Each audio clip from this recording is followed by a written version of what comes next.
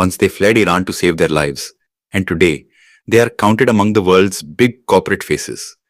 Dara Khosrowshahi is now living an extremely luxurious life in America. In the darkness of night, a wealthy family suddenly leaves its home. Outside, the sound of gunfire fills the air.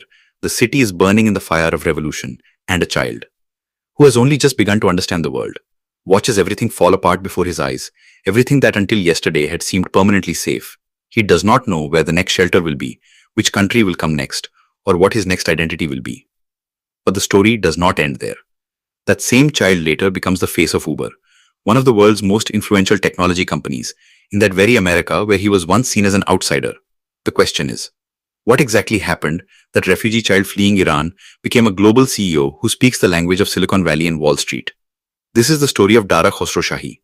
He was born on the 28th of May 1969 in Tehran, Iran, into an extremely wealthy and influential business family. His family business was spread across several sectors, including manufacturing, distribution, chemicals, food, and investment. He did not grow up in an ordinary middle-class environment, but in the middle of privilege and prosperity. But the Iranian Revolution of 1978-79 turned his world upside down. His family had to leave Iran, their business was later nationalized, and a life that had seemed stable and secure fell apart in a moment. Dara's mother, Lili Khosrowshahi, told CBS that the family had to leave Tehran, and this decision was not made with planning, but out of compulsion. Dara also said that no family sits down and plans for a revolution. Everything happened suddenly, and they lost everything. First, the family reached southern France. They hoped that conditions would improve and they would be able to return. But that did not happen. The Iran-Iraq war and political changes pushed the road back even farther away. After that, the family moved to America, where their new life did not begin like some dreamland, but in survival mode. A family that had once symbolized wealth and status now had to rebuild its existence in a new country from scratch. After reaching America, their life changed dramatically. According to Wired's profile, Dara once even used an easier name like Darren K to fit into the local culture, because Dara Khosrowshahi felt unfamiliar and difficult for many people. This was not just changing a name, it was a sign of that invisible pressure immigrant children live under. The pressure to fit in, the pressure to hide an accent, the pressure not to look different.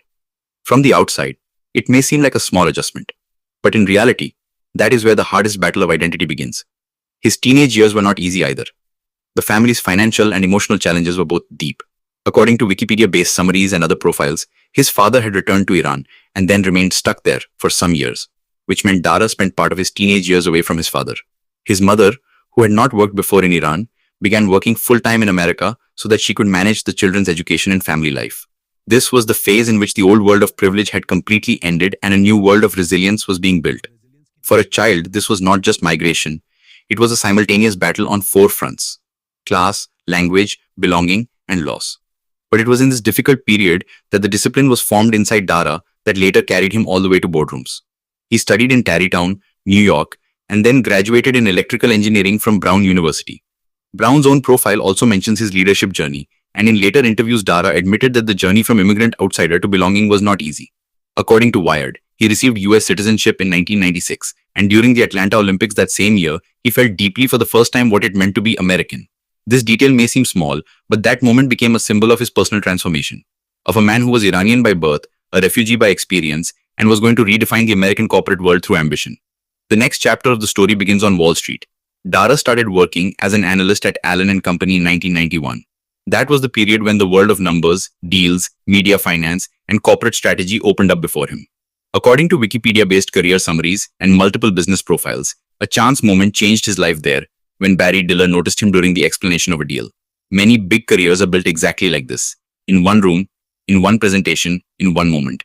Dara did not just seize that opportunity, he turned it into a career trajectory. The journey that began at Allen & Company later reached IAC and then Expedia.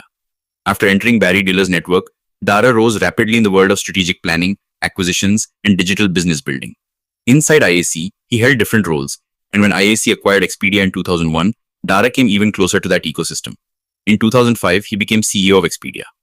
This was the stage where he proved himself not just as a capable executive, but as a large-scale operator. Under his leadership, Expedia kept growing into a global travel platform. Acquisitions happened, international expansion happened, and Dara built a reputation as a thoughtful, numbers-driven, calm yet ambitious leader. Then came the period that shaped his leadership style even more deeply. The world after 9/11s. According to Wired's profile, the travel industry had been badly shaken at that time, but Dara handled major transaction processes connected to Expedia. From this broader experience came the mindset later reflected in his interviews. When you have already lost everything once in childhood, business setbacks break you less and harden you more. His calm temperament did not come from some motivational poster. It came out of real historical trauma. That is why he does not romanticize risk. He knows how to survive it. His success at Expedia became so significant that in 2015, he was counted among America's most highly compensated CEOs. According to Reuters quoted SEC filing summaries and later coverage, his compensation package made headlines because of stock options worth around 90 million plus, and many reports counted him among the highest paid CEOs in the S&P 500. That was the moment when the story of a refugee childhood had now turned into a power story in corporate America. But there was irony here too. The man who had once started life after losing wealth was now standing at the top of compensation tables. Then came 2017, and Uber was passing through one of the biggest crises in its history. The toxic culture of founder Travis Kalanick's era, harassment allegations, regulatory battles, investor conflict, and a collapse of public trust had shaken the company. Reuters reported at the time that Uber needed a CEO who could repair its image, rebuild employee morale, handle investors, and eventually steer the business toward profitability. Uber chose Dara Khosrowshahi. This was not just a hiring, it was a rescue mission. And perhaps this is where the most dramatic twist of his refugee to CEO story appears.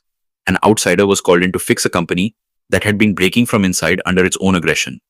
When Dara joined Uber, he himself wrote to his Expedia employees that he was scared. That line is very important because it shows that his confidence too was not empty of fear. The only difference was that he did not run away from fear. According to memo summaries published in Vox and GeekWire, he said that the greatest learning moments in life are the ones when you step outside your comfort zone and develop muscles you did not even know you had. That line may sound like business speak, but if you read it alongside his personal history, you realize it was not just career advice. It was condensed autobiography. After coming to Uber, his first big task was not growth, but cleanup. According to the New Yorker's profile, he changed the company's cultural language, replacing old aggressive slogans like always be hustlin' with an emphasis on ethics and customer focus, and publicly putting forward a clear principle like we do the right thing, period. This transformation was not cosmetic.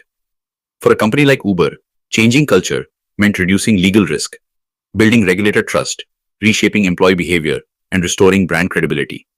Dara did not just operate the company, he tried to change its moral vocabulary. And slowly, that turnaround began to show in the numbers too.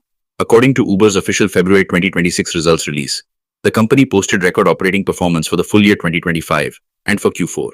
In the fourth quarter, both gross bookings and trips showed 22% year-over-year growth. Adjusted EBITDA grew, operating cash flow remained strong, and Dara said Uber was entering 2026 with a clear path toward fast-growing top line, significant cash flow, and becoming the biggest facilitator of AV trips.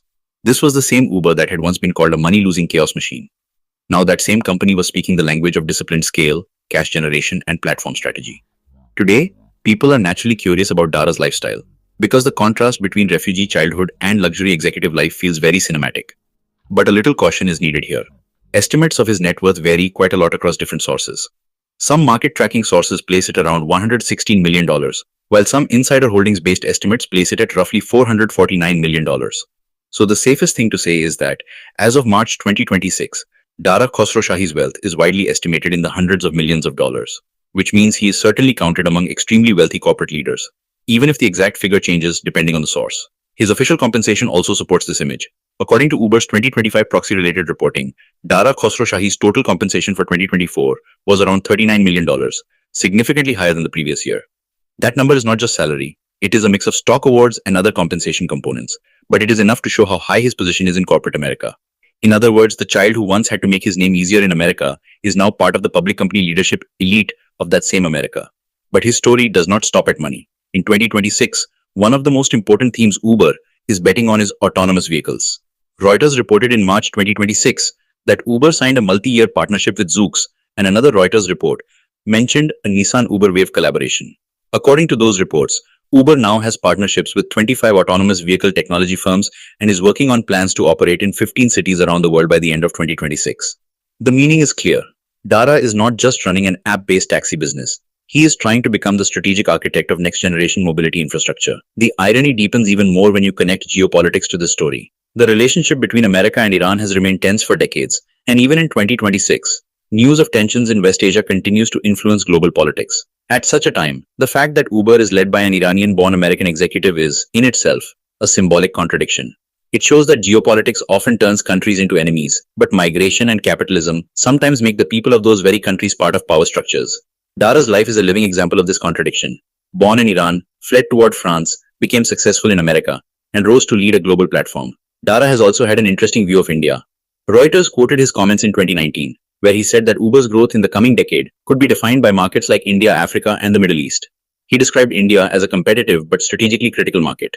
Later Indian coverage also quoted him calling India one of the toughest markets, a place where consumers are demanding, pricing pressure is high, but if a company succeeds here, it can succeed anywhere in the world. This means Dara's gaze is not fixed only on America or Europe, but also on those markets where future volume, mobility behavior, and platform innovation will be decided.